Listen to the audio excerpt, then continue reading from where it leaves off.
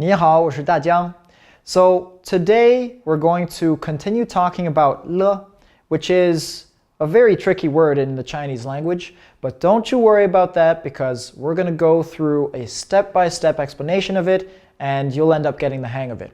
So first, let's start with a recap. Previously, we have learned that le is used at the end of a sentence to indicate a change in status or condition. For example, 昨天没下雨，今天下雨了。昨天没下雨，今天下雨了。毛毛今年5岁了。毛毛今年5岁了。So there you have it. You remember those sentences, and those are just recaps. Let's start with something new now.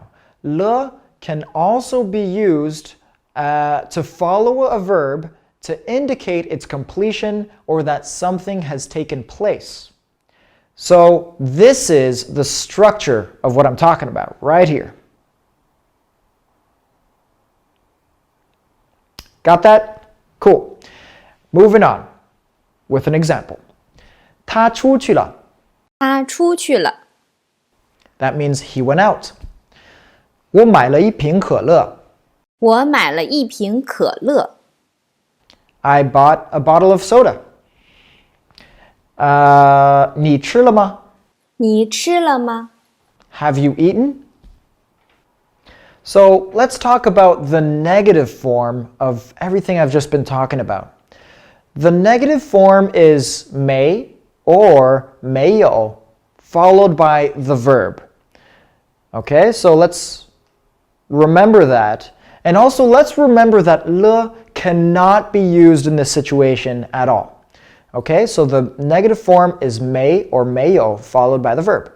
For example, if you're with your friend at the park and your friend has a 5-year-old kid and he's running around and bouncing all over the walls and you can't see him, maybe you're going to ask your friend, 小龙回来了吗？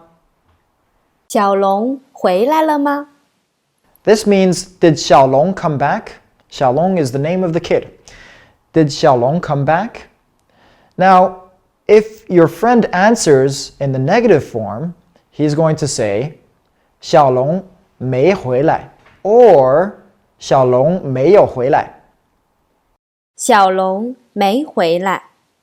小龙没有回来。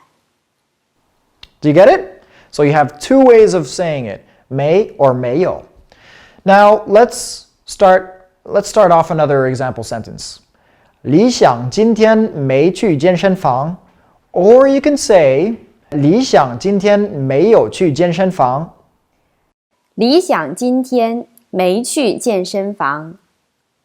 理想今天没有去健身房。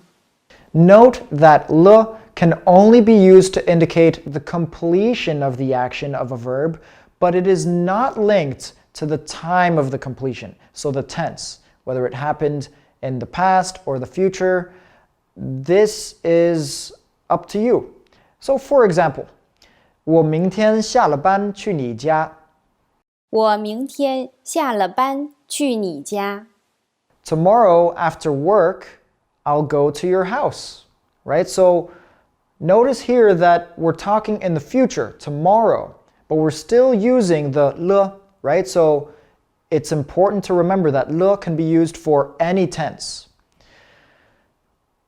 Let's try another sentence. 我晚上到家了，给你打电话。我晚上到家了，给你打电话。I'll call you after I get home tonight.